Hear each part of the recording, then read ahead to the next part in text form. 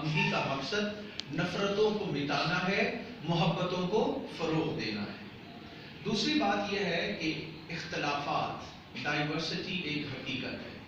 اللہ رب العزت نے اس کائنات کو بنایا، اور قرآن مجید میں ہے اِنَّ فِي خَلْقِ السَّمَاوَاتِ وَالْأَرْضِ وَاخْتِلَافِ اللَّيْلِ وَالنَّهَارِ لَآيَاتٍ لِأُولِي الْأَلْبَابِ، بے شک اللہ تعالیٰ نے زمین اور آسمان کو بنایا ہے، دن اور رات کو بنایا ہے، اور اس میں نشانیاں رکھی ہیں عقل والوں کے لیے۔ مرد اور عورت کو بنایا ہے، جہاں دریا بنائے ہیں، سمندروں کو بنایا ہے، کہیں پہ ریگستان ہے، کہیں پہ صحرا ہے، کہیں پہ چٹیل میدان ہے، کہیں پہ درخت ہیں، کہیں پہ سبزہ نہیں ہے۔ تو یہ جو ہمیں تنوع اللہ کی اس کائنات میں نظر آتا ہے، یہ کائنات کی خوبصورتی ہے، تو یہ ایک حقیقت ہے۔ اسی طرح اختلاف کا ہونا بھی ایک حقیقت ہے، اسی سے ڈائیورسٹی آتی ہے، اور اگر یہ ختم ہو جائے تو ایک مونوٹنی کی کیفیت پیدا ہو جاتی ہے۔ فسادات پر قابو پانا، یہ ایک بین المذاہب ہم آہنگی کا مقصد یہ ہے کہ ہم اپنے جھگڑوں کو، انسان کو اللہ تعالیٰ نے وزڈم عطا کی ہے، اور انسانوں کو اللہ نے عقل اور شعور عطا کیا ہے، یہ باہمی امن اور محبت کے ساتھ اپنے جو کلیشز ہیں، اپنے جو اختلافات ہیں، ان کو حل کر سکتے ہیں۔ بین المذاہب آہنگی کا ایک مقصد یونٹی آف ہیومن بینگز، انسانیت کے ناطے سارے متحد ہو جائیں، محبتوں کا فروغ اور باہمی کوآپریشن، میوچول کوآپریشن، تاکہ انسانیت کو امن دیا جا سکے، انسانیت کو ترقی دی جا سکے، اور ایک ایسا کنجینیل ایٹماسفیئر کریٹ کیا جائے کہ جہاں پہ مذاہب کے مختلف ہونے کے باوجود وہ سارے پیار، محبت، اخوت کے ساتھ رہیں۔ تو یہ بین المذاہب ہم آہنگی کے بنیادی مقاصد ہیں۔ جب ہم اسلام کی تعلیمات پر غور کرتے ہیں تو بحیثیت مسلمان قرآن پاک نے جب بھی بات کی ہے، اس نے کسی خاص مذہب کو پوائنٹ آؤٹ نہیں کیا۔ آپ اگر قرآن مجید پہ غور کریں تو اللہ رب العزت نے اپنے بارے میں فرمایا، سورہ الفاتحہ سے قرآن پاک کا میڈم آغاز ہوتا ہے، اور اللہ رب العزت فرماتے ہیں الحمدللہ رب العالمین، ساری تعریفیں اس رب کے لیے ہیں جو سارے جہانوں کا رب ہے، سارے جہانوں کا رب ہے۔ تو اس نے یہ نہیں فرمایا کہ اس رب کی تعریف جو مسلمانوں کا رب ہے، اس رب کی تعریف جو کرسچنز کا رب ہے، اس رب کی تعریف جو یہودیوں کا رب ہے، اس رب کی تعریف جو ہندوؤں کا رب ہے، اس رب کی تعریف جو زمین و آسمان کا رب ہے، رب العالمین، سارے جہانوں کا رب ہے۔ اور آگے دیکھیے، نبی اکرم صلی اللہ علیہ وآلہ وسلم کو یہ نہیں کہا کہ یہ نبی اور پیغمبر اور مبارک شخصیت ہیں صرف مسلمانوں کے لیے، فرمایا وَمَا أَرْسَلْنَاكَ إِلَّا رَحْمَةً لِلْعَالَمِينَ، کہ نبی پاک علیہ الصلوۃ والسلام کو ہم نے نہیں بھیجا مگر سارے جہانوں کے لیے رحمت بنا کر بھیجا۔ آگے ہم دیکھیں گے کہ نبی پاک علیہ الصلوۃ والسلام سارے جہانوں کے لیے رحمت کیسے ہیں۔ پھر آپ دیکھیے قرآن مجید جو مقدس کتاب ہے، قرآن مجید کا مخاطب بھی مسلمان نہیں ہے، قرآن مجید کا موضوع انسان ہے۔ یہ بات بڑی اہم اور سمجھنے والی ہے کہ قرآن پاک نے خطاب انسانیت سے کیا ہے، مسلمانوں سے نہیں کیا، کسی خاص جماعت سے نہیں کیا۔ اللہ رب العزت نے فرمایا ھدی للعالمین، اس میں سارے جہانوں کے لیے ہدایت۔ اور یہ جو وحی کا تصور اللہ تعالیٰ کی طرف سے جو ڈیوائن گائیڈنس انسانیت تک پہنچتی رہی، اس کے فائنل ورژن کے طور پہ آیا، اور اس کے اندر وہ ساری رہنمائی انسانیت کے لیے موجود ہے، سارے جہانوں کے لیے موجود ہے۔ تو اسلام ایک عالمگیر یونیورسل ریلیجن ہے، ایک آفاقی دین ہے کہ خدا بھی سارے جہانوں کا، رسول کی رحمت بھی سارے جہانوں کے لیے، قرآن کی تعلیمات اور قرآن کا پیغام بھی سارے انسانوں کے لیے۔ تو یہ بین المذاہب ہم آہنگی کے لیے ساری ٹیچنگز اس حوالے سے بڑی واضح ہیں۔ جب ہم نبی پاک علیہ الصلوۃ والسلام کی حیات طیبہ کا جائزہ لیتے ہیں، بین المذاہب ہم آہنگی اور انسانیت کے حوالے سے ہم انسانیت کے ناطے اکٹھے ہو سکتے ہیں، بات چیت کر سکتے ہیں۔ سنن نسائی میں نبی پاک علیہ الصلوۃ والسلام کی حدیث پاک ہے، آپ ذرا غور فرمائیے گا۔ نبی پاک علیہ السلام نے فرمایا المؤمن من آمن الناس علی دمائہم و اموالہم. مومن کون ہے؟ اہل ایمان کون ہے؟ Who are the believers؟ کا من آمنہ الناس، مومن وہ ہے جس سے انسانوں کو امان مل جائے، انسانوں کو امن مل جائے. علی دمائہم، ان کے خون کو امن مل جائے. وَأَمْوَالِهِمْ، ان کے مال بھی محفوظ ہو جائیں. تو اہل ایمان وہ ہے جس سے انسان محفوظ و مامون ہو جائے. مومن وہ ہے جس سے انسانیت کا خون محفوظ ہو جائے. مومن وہ ہے جس سے انسانیت کے مال کو نقصان نہ پہنچائے. یہ اسلام کی ٹیچنگز ہے. پھر مشکات شریف میں نبی پاک علیہ السلام کی حدیث پاک آتی ہے اور آپ نے فرمایا الخلق کلہم عیال اللہ. یہ نہیں کہا کہ مسلمان ایک کنبہ ہے، فرمایا الخلق، ساری مخلوق، کلہم عیال اللہ، اللہ کا کنبہ ہے، اللہ کا ایک خاندان ہے. پوری انسانیت اللہ کا ایک خاندان ہے. وَأَحَبَّ الْخَلْقِ إِلَى اللَّهِ مَنْ أَحْسَنَ إِلَىٰ عِيَالِهِ. اور اللہ کی مخلوق یعنی اللہ کی اپنی مخلوق میں جو سب سے زیادہ عزیز ہے وہ کون ہے؟ من احسن الی عیالہ، جو اس کے کنبے کے ساتھ حسن سلوک سے پیش آتا ہے. پیسفل کو ایگزسٹنس کیوں؟ انٹرفیتھ ہارمنی کیوں؟ کہ ہمیں بات کرنے کا سلیقہ آ جائے، ہم ایک دوسرے کے ساتھ عزت و احترام سے پیش آئیں اور حسن سلوک سے پیش آئیں. نبی پاک علیہ السلام کی تعلیم بڑی واضح ہے. فرمایا انما بعثت لاتمم حسن الاخلاق، مجھے تو بھیجا ہی اس لیے گیا ہے کہ میں اخلاق کو بلند مقام پر پہنچاؤں. مجھے تو بھیجا ہی اس لیے گیا ہے کہ میں تمہارے اخلاق کو حسین کر دوں. تو حسن اخلاق کی تعلیم، جب انسان صاحب خلق ہو جاتا ہے، اس کا اخلاق اچھا ہو جاتا ہے، تو وہ کسی کی دل آزاری کا سبب کیوں بنے گا؟ وہ بھلے کوئی مسلمان ہو، بھلے اللہ کا کنبہ ہے، اللہ کی مخلوق ہے، تو کسی انسان کو دل آزاری کرنا گویا اللہ کے لیے وہ ایک پرابلم کریٹ کر رہا ہے. اور اگلی بات جو کنز الاموال میں نبی پاک علیہ السلام نے فرمایا خیر الناس من ینفع الناس. اچھا انسان کون ہے؟ جو لوگوں کو نفع پہنچاتا ہے. ہارم پہنچانا، ہارمفل ہونا، یہ نبی پاک نے نہیں فرمایا. مومن کی شان یہ ہے، اہل ایمان وہ ہے، صاحب ایمان وہ ہے، صحیح معنوں میں مسلمان وہ ہے کہ جو لوگوں کو نفع پہنچائے. نفع پہنچانا، اگر ہر کوئی دوسرے کو نفع پہنچانے والا اس سے خیر دوسروں کو ملے تو میں سمجھتا ہوں دنیا سے نفرتوں کا خاتمہ کیا جا سکتا ہے. مسلمانوں کو دوسرے مذاہب کے لوگوں کے قریب لانے میں بڑی مدد مل سکتی ہے. اگر کہیں پہ یہ چیزیں نہیں پائی جاتی تو اس لیے پائی جاتی ہیں کہ ہم نے نبی اکرم صلی اللہ علیہ وآلہ وسلم کی ان تعلیمات کی طرف توجہ نہیں کی. تو یہ پورا ذخیرہ ہے حدیث پاک کا، میں اس کی تفصیلات میں اب نہیں جاتا. اچھا، اگلی بات جو ایک بین المذاہب ہم آہنگی اور انٹرفیتھ ہارمنی کے حوالے سے قرآن پاک نے جس کی طرف بات کی ہے اور یونٹی کی بات کی ہے، یہ قرآن پاک کا ایک بڑا ابدی اصول، ایک یونیورسل پرنسپل قرآن پاک نے بیان کیا ہے. سورہ آل عمران ورس نمبر 64، اس میں ارشاد ہوتا ہے. اب یہ دیکھیے کہ میڈم موجود ہیں اور آپ لوگ جانتے ہیں کہ ویسٹ کا اور بعض لوگوں کا یہ دعویٰ ہے کہ انٹرفیتھ ڈائیلاگ میں، اور اس میں شک نہیں کہ موجودہ کنٹمپریری ٹائمز میں اس کا انیشیٹو جتنا کرسچنز کی سائڈ سے لیا گیا اتنا مسلمانوں کی طرف نہیں. لیکن میں آپ کو جو بات عرض کر رہا ہوں یہ آج سے 1500 سال پہلے اللہ رب العزت کا پیغام جو نبی اکرم صلی اللہ علیہ وآلہ وسلم لے کر آئے، وہ کیا پیغام تھا؟ قُلْ يَا أَهْلَ الْكِتَابِ تَعَالَوْا إِلَىٰ كَلِمَةٍ سَوَاءٍ بَيْنَنَا وَبَيْنَكُمْ أَلَّا نَعْبُدَ إِلَّا اللَّهَ وَلَا نُشْرِكَ بِهِ شَيْئًا. کہ اے اہل کتاب آ جاؤ، تم اس بات کی طرف آ جاؤ جو ہمارے اور تمہارے درمیان مشترک ہے، وہ یہ کہ ہم اللہ کے سوا کسی کی عبادت نہیں کریں گے اور ہم اس کے ساتھ کسی کو شریک نہیں ٹھہرائیں گے، اور ہم میں سے کوئی ایک دوسرے کو اللہ کے سوا رب نہیں بنائے گا. پھر اگر وہ روگردانی کریں تو کہہ دو کہ گواہ ہو جاؤ ہم تو اللہ کے تابع فرمان ہیں.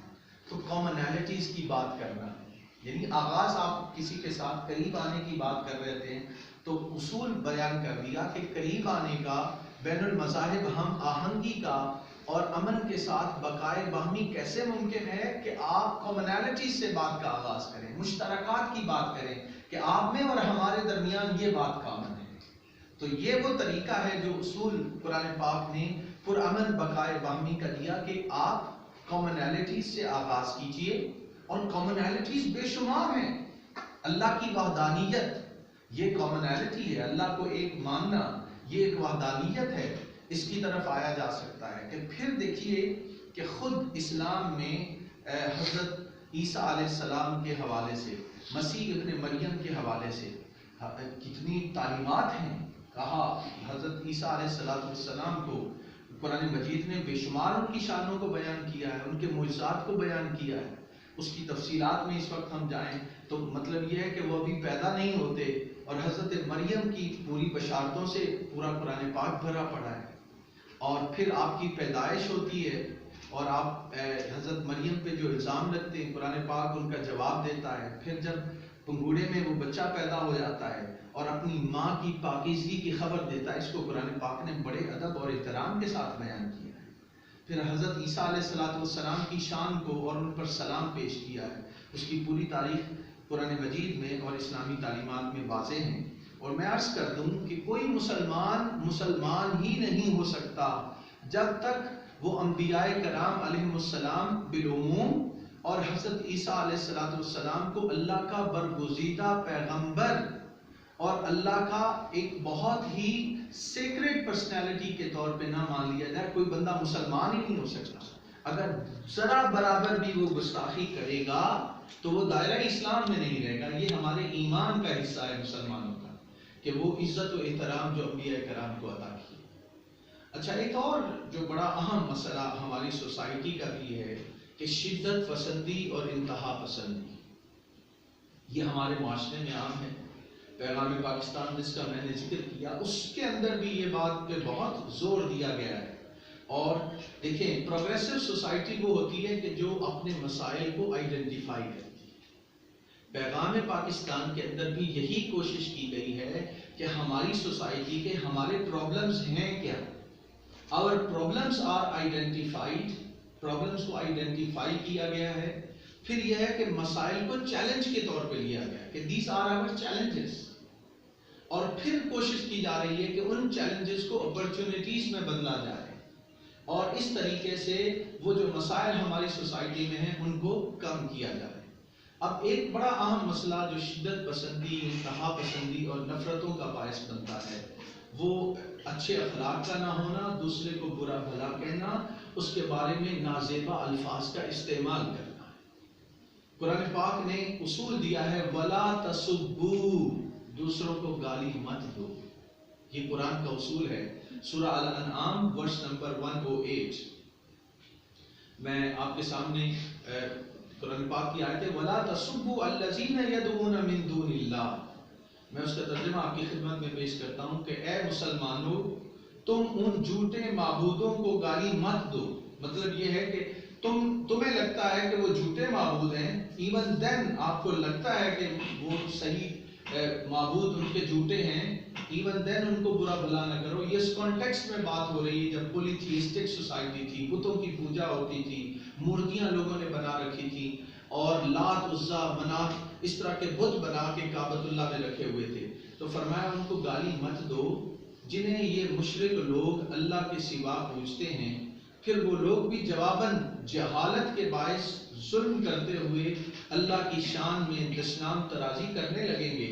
اس طرح ہم نے فرقہ و جماعت کے لیے ان کا عمل ان کی آنکھوں میں مرغوب کر رکھا ہے، اور اسی کو حق سمجھتے رہتے ہیں۔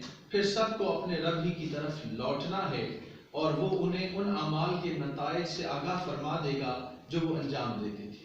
تو اب یہ بات سمجھائی جا رہی ہے کہ بھلے کسی کا بلیف ہے، وہ تمہاری نظر میں شاید وہ جھوٹے خدا کو پوجا کر رہا ہے، لیکن عزت و احترام کے ساتھ اس کے سامنے آپ اس کو برا بھلا نہ کہیں۔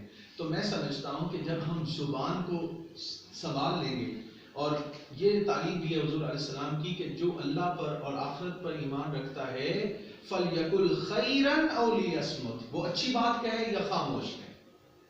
تو یہ جو گالم گلوچ کا، ہیٹ سپیچز کا ہمارے معاشرے میں یہ سب سے بڑا مسئلہ ہے۔ اشتعال انگیزی کیوں ہوتی ہے؟ ہیٹ سپیچز، دوسرے کے بارے میں نفرت انگیز۔ اچھا یہ بات بھی سمجھنے کی ہے کہ بعض اوقات ہمارے دوست یہ سمجھتے ہیں کہ شاید یہ نفرت ہمارے اگینسٹ ہے۔ کچھ ہمارے سوشل پرابلمز وہ مذاہب کے درمیان اس کو بعض اوقات سمجھ لیا جاتا ہے، وہ ہمارے سوشل ایشوز ہیں۔ کیا مسلمان آپس میں ایک دوسرے کو گالم گلوچ نہیں ہے؟ خود ایک دوسرے پہ فتوے لگانا، ایک دوسرے کو برا بھلا کہنا، ایک مسجد میں دوسرے کے خلاف بات کرنا جہالت کے باعث کی چیزیں عام ہیں۔ تو ان کو ایڈریس کرنے کے لیے بھی پیغام پاکستان میں بھی بات کی گئی، اور یہاں بھی یہ بات ہے کہ یہ گالم گلوچ کا کلچر یہ ختم ہونا چاہیے۔ یہی نبی پاک علیہ الصلوۃ والسلام کی بنیادی ٹیچنگ ہے۔ اچھا ایک اور جو اہم بات اسلامی تعلیمات میں وہ یہ ہے کہ ہر انسان کو اپنا مذہب اپنی سوچ کے مطابق رکھنے کا حق حاصل ہے۔ سورہ الکافرون میں ارشاد ہوتا ہے لکم دینکم ولی دین، تمہارے لیے تمہارا دین، میرے لیے میرا دین، تمہارے لیے تمہارا اور میرے لیے میرا دین ہے۔ مطلب یہ ہے کہ میں اپنے دین کے مطابق عمل کروں گا، آپ کو آزادی ہے، آپ اپنے دین کے مطابق اپنے مذہب کے مطابق عمل کریں، تو آپ کو جینے کا حق ہے۔ یہ قرآن پاک نے اصول دیا، اور اس کو اگر لے آیا جائے تو میں سمجھتا ہوں کہ ہمارے معاشرے میں پرامن بقائے باہمی اس کو یقینی طور پہ بنایا جا سکتا ہے۔ اسلامی تعلیمات میں، قرآن پاک میں اور احادیث نبویہ میں یہ بات بھی ملتی ہے کہ ہر انسان کو مذہب کے اختیار کرنے میں آزادی حاصل ہے۔ آپ اس کے اوپر کوئی پریشر نہیں ڈال سکتے، آپ اس کو زور زبردستی سے اپنی بات اس پہ مسلط نہیں کر سکتے۔ قرآن پاک میں سورہ الکہف ورس نمبر 29 ارشاد ہوتا ہے وَقُلِ الْحَقُّ مِن رَبِّكُمْ فَمَنْ شَاءَ فَلْيُؤْمِنْ وَمَنْ شَاءَ فَلْيَكْفُرْ۔ اے نبی رحمت صلی اللہ علیہ وسلم، آپ فرما دیجئے کہ حق تمہارے رب کی طرف سے ہے، بس جو چاہے ایمان لے آئے اور جو چاہے انکار کر دے۔ تو یہ فریڈم آف چوائس جو ہے انسان کو حاصل ہے اپنے ریلیجن کے حوالے سے، زور زبردستی نہیں ہے۔ آپ غور کیجئے، قرآن پاک میں بار بار کہا گیا تم غور کیوں نہیں کرتے، تم سوچتے کیوں نہیں، تم تدبر کیوں نہیں کرتے، تم تفکر کیوں نہیں کرتے۔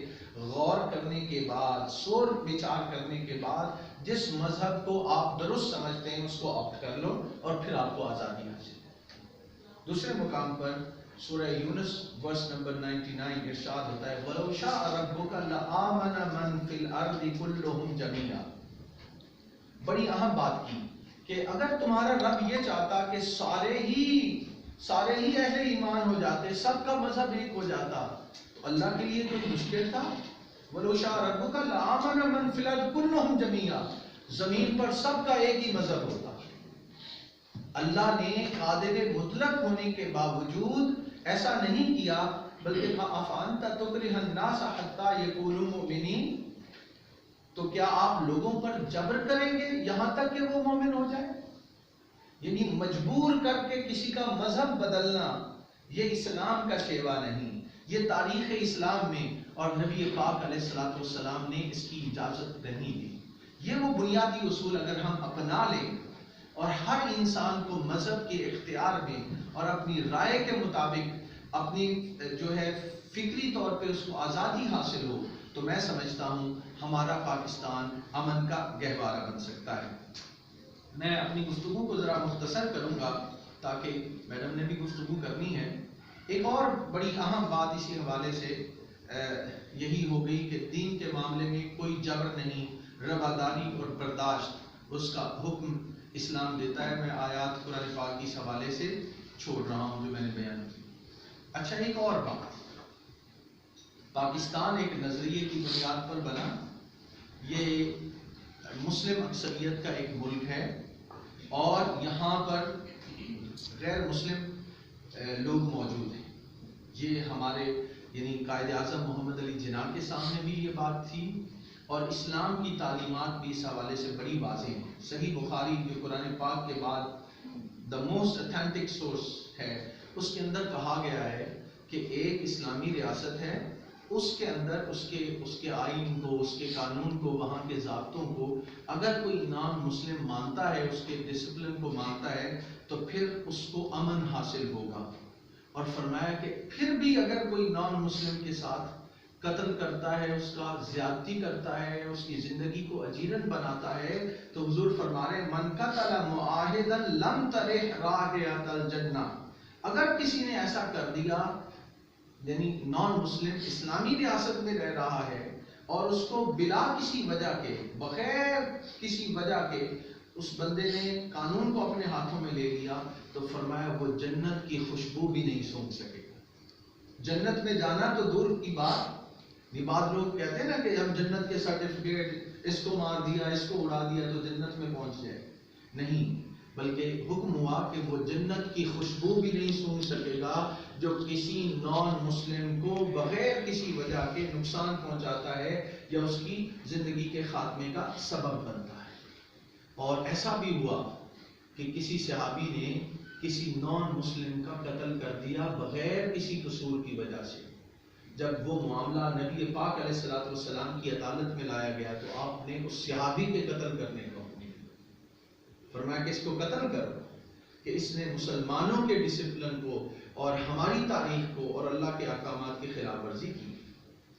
ایک اہم بات جو بہت سمجھنے کی ہے ہمارے معاشرے میں، کہ ہمارے معاشرے میں بہت ساری سوشل ایونٹس بھی ہیں جس کی وجہ سے ہمارا ایک دوسرے پر اعتماد بحال نہیں ہو رہا۔ کانفیڈنس بلڈنگ میئرز وہ ہم نہیں لیتے، ایک دوسرے پر اعتماد کرنا، ایک دوسرے کے معاہدات کا احترام کرنا، ایک دوسرے کی شخصیت کو اور ان کے وجود کو تسلیم کرنا، یہ بنیادی طور پہ اسلام کی ٹیچنگ ہے۔ اور فرمایا وَأَوْفُوا بِالْعَهْدِ إِنَّ الْعَهْدَ كَانَ مَسْئُولًا، کہ تم نے اگر کوئی پرومس کر لیا ہے، کوئی وعدہ کر لیا ہے، تو پھر اس وعدے کو پورا کرنا بھی تمہاری ذمہ داری ہے۔ نبی اکرم صلی اللہ علیہ وآلہ وسلم، آپ کو معلوم ہے کہ صلح حدیبیہ کے مقام پر جب ایک معاہدہ مشرکین مکہ کے ساتھ لکھا جا رہا تھا تو اس کی شرط یہ تھی کہ اگر کوئی مکہ سے کوئی مشرک مسلمان ہو کے مدینہ آ جائے تو مسلمان اس کو ریٹرن کریں۔ ابھی یہ سائن نہیں ہوا تھا کہ وہاں پہ معاہدہ میں شریک جو صاحب تھے ان کا اپنا بیٹا مسلمان ہو کے بڑی تکلیفیں برداشت کر کے وہاں پہنچا، تو جب وہ معاہدہ ابھی سائن نہیں ہوا تھا تو انہوں نے کہا کہ یہ میرا بیٹا ہے، مجھے واپس کرے۔ تو صحابہ کرام حضور علیہ السلام کے سامنے موجود تھے، انہوں نے کہا ابھی تو سائن ہی نہیں ہوا، یہ آ گیا ہے معاہدہ تو اب لکھا جائے گا۔ آپ نے فرمایا نہیں، اسے جانا ہوگا۔ اس نے بڑی محنت سماجت کی کہ میرے ساتھ برا حال کریں گے، آپ نے فرمایا نہیں، تمہیں جانا ہوگا۔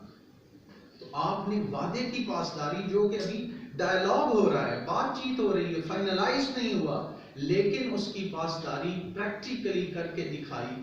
پھر وہ شخص واپس ہوئے اور وہ گئے، پھر الگ معاملہ ہے کہ وہ راستے میں جو ہے وہ وہاں سے ان سے بھاگ گئے اور راستے میں پھر کچھ اور ہوتے گئے تو انہوں نے ایک جگہ بنا لیا۔ بعد میں مشرکین مکہ نے کہا کہ ان کو آپ اپنے پاس ہی رکھیں گے، ہمارے لیے پرابلمس کریٹ کر رہے ہیں۔ تو لیکن جو تعلیم ہے وہ ہے کہ وعدے کی پاسداری اور آپ کی کچھ انڈرسٹینڈنگ ہو گئی ہے تو اس کا خیال رکھا جائے۔ یہ وہ تعلیمات ہیں کہ جو یونیورسل ایجوکیشن ہے قرآن پاک کی، نبی اکرم صلی اللہ علیہ وآلہ وسلم کی، جس کو اپنانے کی ضرورت ہے۔ یہ وہ مشترکات ہیں جس کے ذریعے سے ہم محبت اور اخوت، بھائی چارہ اور ایک دوسرے کو برداشت کرنے کے کلچر کو فروغ دے سکتے ہیں۔ یہ سورہ الاسراء اس کی ورس نمبر 34 میں یہ ساری چیز موجود ہے۔ عبادت گاہوں کے احترام کا حکم دیتا ہے، اور اسلام وہ کسی بھی مذہب کی ہوں تو ان کا احترام جو ہے اس کو یقینی بنایا جاتا ہے۔ ارشاد ہوتا ہے کہ یہ وہ لوگ ہیں جو اپنے گھروں سے ناحق نکالے گئے صرف اس بنا پر کہ وہ کہتے تھے کہ ہمارا رب اللہ ہے، اور اگر اللہ انسانی طبقات میں سے بعض کو بعض کے ذریعے قیام امن کی جد و جہد کی صورت میں ہٹاتا نہ رہتا تو خانقاہیں اور گرجے اور کلیسے اور مسجدیں، یعنی تمام ادیان کے مذہبی مراکز اور عبادت گاہیں مسمار اور ویران کر دی جاتی جن میں کثرت سے اللہ کا نام ذکر کیا جاتا ہے۔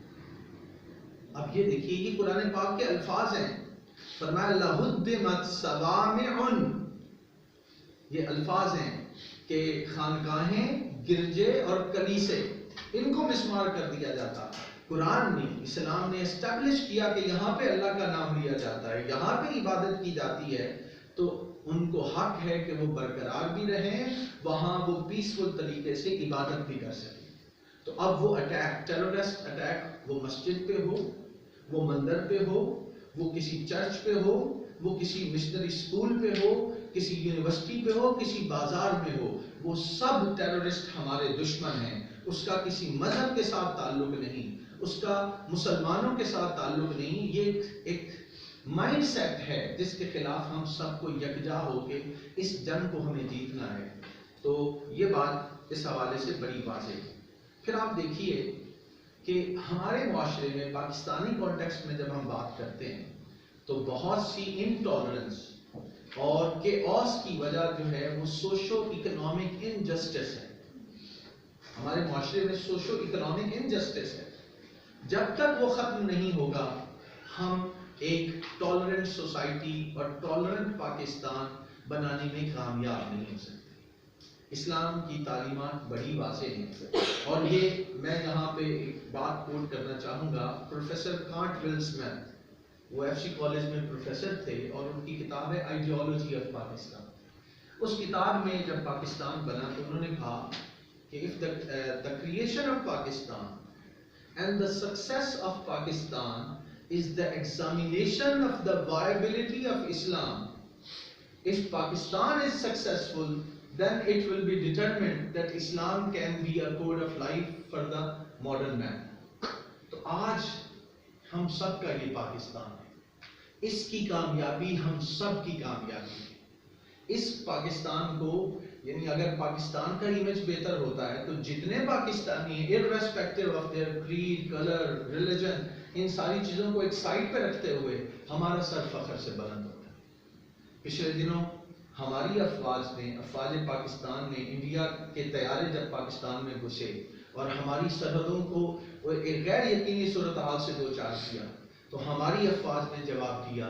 آج ہم پاکستانی سر فخر کر کے جی سکتے ہیں، ہمارے سر فخر سے بلند ہیں کہ ہمارے پاس کیپیبل افواج ہیں جو اس ملک کی سرحدوں کی حفاظت کر سکتی ہے۔ تو میں سمجھتا ہوں کہ عدل و انصاف اور سوشو اکنامک انجسٹس تبھی ختم ہو سکتا ہے کہ ہم قرآن پاک کی ان تعلیمات پر عمل کریں۔ اب میں ذرا الفاظ آپ کے سامنے رکھنا چاہتا ہوں، آپ ذرا غور فرمائیے۔ اللہ رب العزت نے فرمایا کہ اے ایمان والو، اللہ کے لیے مضبوطی سے قائم رہتے ہوئے انصاف پر مبنی گواہی دینے والے ہو جاؤ۔ گواہی انصاف پر مبنی دو۔ یہ بھی ہمارے ہاں ایک چیلنج ہے کہ ہم کسی دوسرے مذہب کا ہے تو ہم جھوٹی گواہی دینے پہ بھی آ جائیں۔ یہ اسلامی تعلیمات، اسلامک کلچر اللہ اور اس کے رسول کی تعلیم نہیں، مذہب اس کی تعلیم نہیں دیتا۔ کوئی اگر کرتا ہے تو وہ اپنے نفس کی شرارت کی وجہ سے اور اپنی بد باطنی کی وجہ سے ایسے کرتا ہے۔ اسلامی تعلیمات بڑی واضح ہیں کہ گواہی دینی ہے تو سچ کی گواہی دو۔ آگے الفاظ پہ ذرا غور کیجیے گا۔ اور کسی قوم کی سخت دشمنی بھی، یہ الفاظ ہیں قرآن پاک کے، وَلَا يَجْرِمَنَّكُمْ شَنَآنُ قَوْمٍ عَلَىٰ أَلَّا تَعْدِلُوا، اور کسی قوم کی سخت دشمنی بھی تمہیں اس بات پر برانگیختہ نہ کرے کہ تم اس سے عدل نہ کرو۔ عدل کیا کرو کہ وہ پرہیزگاری سے نزدیک تر ہے، اور اللہ سے ڈرا کرو، بے شک اللہ تعالیٰ تمہارے کاموں سے خوب آگاہ ہے۔ کہ اے گواہی دینے والے، اللہ تعالیٰ تو تمہارے دلوں کی حالت سے بھی واقف ہے۔ تو گواہی دینی ہے تو حق کی آواز دو، بھلے اپنے ہی عقیدے کے خلاف دینی پڑتی ہے، اپنے بھائی کے خلاف، اپنے ہی رشتہ داروں کے خلاف گواہی دینی پڑتی ہے۔ تو عدل اور انصاف، میں سمجھتا ہوں کہ پاکستان میں محرومیاں کیوں ہیں؟ وجہ یہ ہے کہ یہاں پہ سوشو اکنامک انجسٹس قائم کرنے میں ہم سب کو کولیکٹیو ایفرٹ کرنے کی ضرورت ہے۔ پھر ایک بڑی اہم بات، یہ چند قرآن پاک کی تعلیمات تھی، میں نے آپ کے سامنے رکھی۔ اب میں اپنی گفتگو کے آخری حصہ میں یہاں پہ دو ماڈلز آپ کے سامنے رکھنا چاہتا ہوں نبی پاک علیہ الصلوۃ والسلام کی تعلیمات کی۔ قرآن پاک میں ہے لَقَدْ كَانَ لَكُمْ فِي رَسُولِ اللَّهِ أُسْوَةٌ حَسَنَةٌ، بے شک رسول پاک صلی اللہ علیہ وآلہ وسلم کی ذات میں تمہارے لیے بہترین نمونہ موجود ہے. He is an ideal for all of you. ان کو فالو کر کے میں سمجھتا ہوں پرامن بقائے باہمی اور بین المذاہب ہم آہنگی کو یقینی بنایا جا سکتا ہے. میں دو چیزیں کوٹ کروں گا، ایک میثاق مدینہ، دا پیکٹ آف مدینہ، اور دوسرا ٹریٹی آف حدیبیہ، صلح حدیبیہ. دو مثالیں دے کے آپ سے اجازت چاہوں گا. ڈاکٹر محمد حمید اللہ بہت بڑے اسکالر گزرے ہیں، انہوں نے جو کانسٹیٹیوشن آف مدینہ پہ ساری روایات کو جمع کر کے اس کو اکٹھا کیا اور اپنی کتاب المجموعہ الوثائق السیاسیہ میں اس کو بیان کیا ہے. وہ کہتے ہیں کہ پوری دنیا میں نون ورلڈ میں، فرانس میں رہے بہت عرصہ، وہ کہتے ہیں کہ فرسٹ ریٹن کانسٹیٹیوشن اگر کوئی ہے ورلڈ میں، that was the pact of Madina, جو ان ریٹن فارم میں ایک اسٹیٹ کی طرف سے جاری کیا گیا. اور وہ کہتے ہیں کہ یہ وہ ریٹن ڈاکومنٹ تھا، کانسٹیٹیوشن تھا، جو مدینہ کی باؤنڈری کے اندر رہنے والے تمام مذاہب کے باشندوں کے political rights, social rights, legal rights اور ریلیجس رائٹ کو پروٹیکٹ کرتا ہے، کہ اس کے اندر ان کے معاشرتی حقوق، ان کے قانونی حقوق، ان کے مذہبی حقوق کو تحفظ دیا گیا. آج بھی میں سمجھتا ہوں کہ ہم پاکستان کو جنت نظیر تبھی بنا سکتے ہیں کہ یہاں بسنے والے تمام مذاہب کے لوگوں کو ان کے سیاسی حقوق بھی ملیں، ان کو ان کے معاشرتی حقوق بھی ملیں، انہیں ان کے قانونی حقوق اور مذہبی حقوق بھی حاصل ہوں. تو ہم ایسا معاشرہ بنانے میں کامیاب ہوں گے جو ایک پیسفل کو ایگزسٹنس کی طرف ہمیں لے جائے گا، ٹورڈز پیسفل کو ایگزسٹنس. اب میں اس کی دو چار دفعات آپ کے سامنے رکھتا ہوں جو ہماری انٹرفیتھ ہارمنی سے ریلیٹڈ ہیں، اور اس بات کو ابن ہشام نے السیرہ النبویہ میں اور ڈاکٹر محمد حمید اللہ نے مجموعہ الوثائق السیاسیہ میں بیان کیا ہے.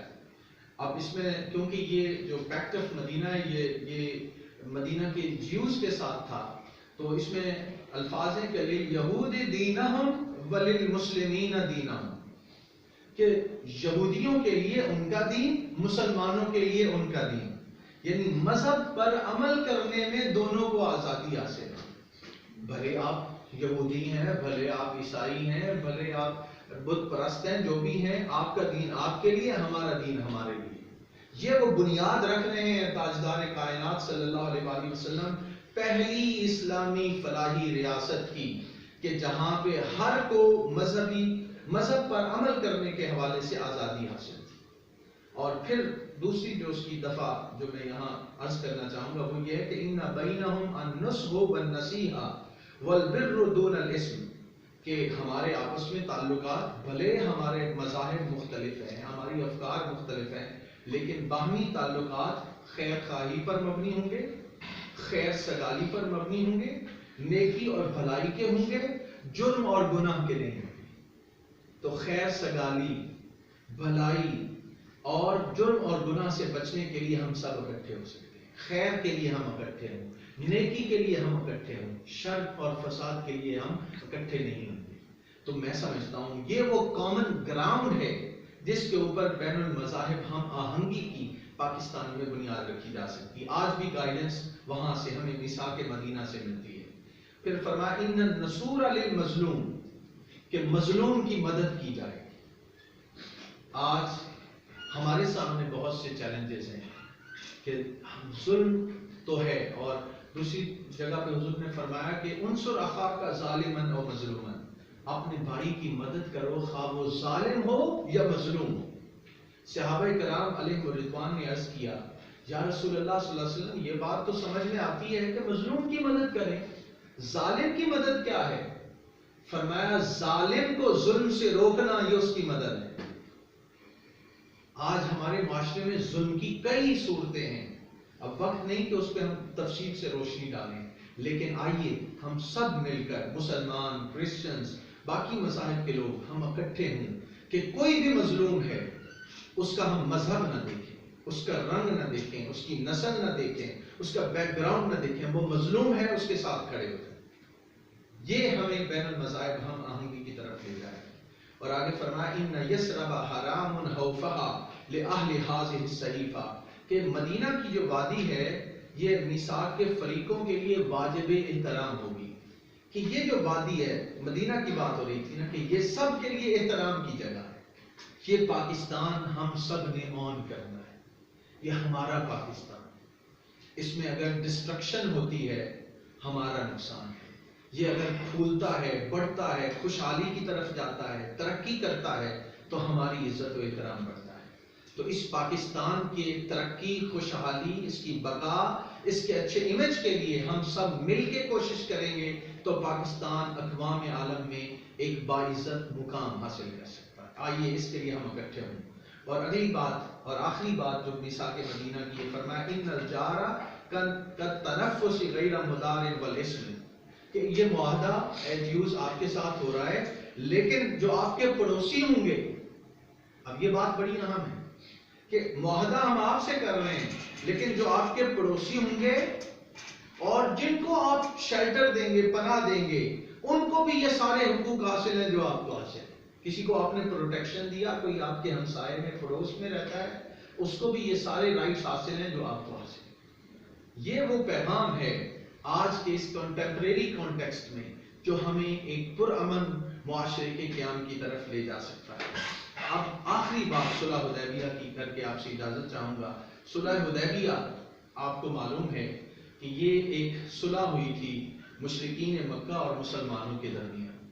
نبی پاک علیہ السلام کا سوشل بائیکاٹ کیا گیا 3 سال کے لیے، مکہ میں داخل نہیں ہونے دیا، پھر بالآخر آپ کو اللہ کے حکم پر ہجرت کر کے مدینہ جانا پڑا۔ کافی عرصہ گزر چکا تھا، حضور علیہ السلام اللہ کے گھر کو دیکھنا چاہتے تھے، کعبے کا طواف کرنا چاہتے تھے، تو آپ نے مسلمانوں کو بھی تیار کیا اور عمرے کا ارادہ کر کے رخت سفر باندھا۔ جب قریش مکہ کو، اہل مکہ کو خبر ہوئی تو انہوں نے کہا کہ شاید یہ ہتھیار اٹھا کے ہمارے خلاف لڑنے آ رہے ہیں، تو ان کے کان کھڑے ہو گئے اور انہوں نے اپنے لوگ بھیجے کہ پتہ کریں۔ تو جب پتہ چلا اور تو صلح حدیبیہ کے مقام پہ حضور علیہ السلام رک گئے اور حضرت عثمان غنی رضی اللہ تعالیٰ عنہ کو بھیجا۔ بہرحال وہاں پہ ایک معاہدہ ہوا اور اس معاہدہ کے مطابق یہ بات طے کی گئی کہ مسلمان اور مکہ کے لوگ آپس میں 10 سال کے لیے کوئی جنگ نہیں کریں گے ترقی کے لیے۔ دیکھیں آج ہم ایک پاکستان کے اندر ایک کئی طبقے ہیں وہ آپس میں لڑ رہے ہیں۔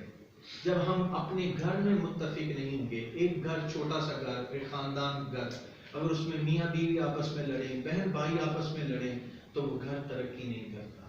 اس ملک میں جب ہم آپس میں گتھم گتھا رہیں گے، لڑتے رہیں گے تو پاکستان کیسے ترقی کر سکتا ہے؟ آئیے پاکستان کے لیے اور اجتماعی مفاد کے لیے ہم اکٹھے ہو کر امن کے ساتھ رہنے کی بات کریں۔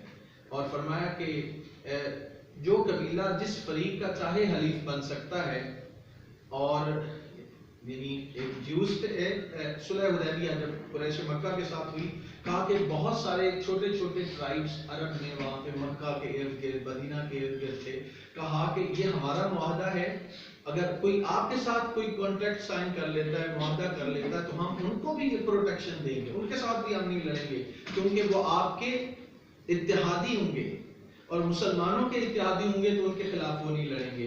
تو مسلمانوں کی سائڈ پر بنو خزاعہ آ گئے اور قریش کی طرف جو ہیں بنو بکر آ گئے۔ یہ ایک بین المذاہب کانٹریکٹ تھا اور اس کے اندر پولیٹیکل رائٹس، اکنامک رائٹس اور ریلیجس رائٹ ان سب کو حاصل تھے۔ آج بھی ہمیں اپنے معاہدات ایسے کرنے کی ضرورت ہے اور ان کو امپلیمنٹ کرنے کی ضرورت ہے۔ اب میں کچھ چیزیں سوال جواب کے لیے چھوڑ رہا ہوں، اور یہاں پہ بھی بر صغیر میں جب مسلمان رول کرنے آئے تو